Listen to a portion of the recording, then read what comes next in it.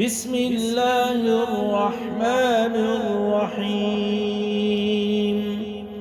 يا أيها الذين آمنوا كتب عليكم الصيام كما كتب على الذين من قبلكم لعلكم تتقون أياما معدودات فمن كان منكم مريضا أو على سفر فعدة من أيام أخر وعلى الذين يطيقونه فدية طعام مسكين فمن تطوع خيرا فهو خير له وأن تصوموا خير لكم إن كنتم تعلمون.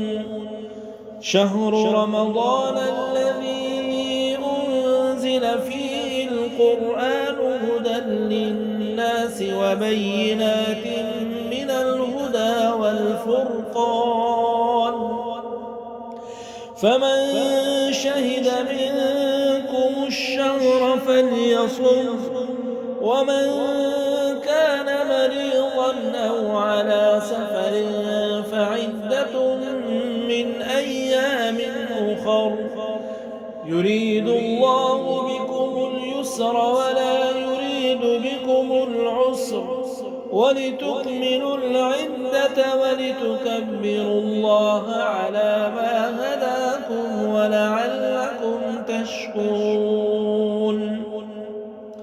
وإذا سألك عبادي عني فإني قريب أجيب دعوة الداع إذا دعاني فليستجيبوا لي وليؤمنوا بي لعلهم يرشدون.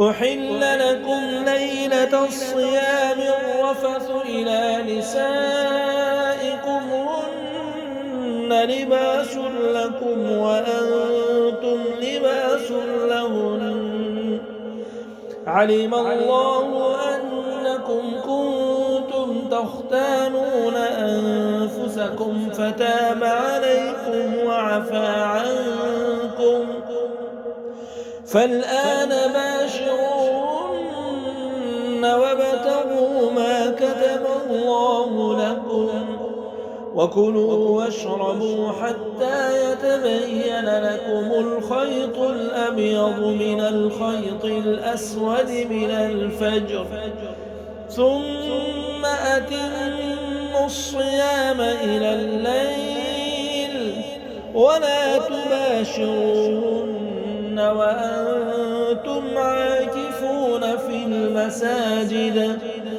تلك حدود الله فلا تقربوها كذلك يبين الله آياته للناس لعلهم يتقون.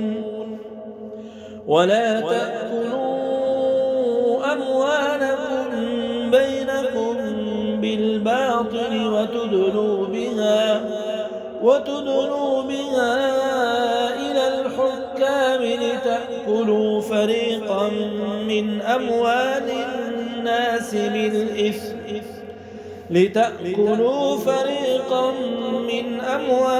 الناس بالإثم وأنتم تعلمون.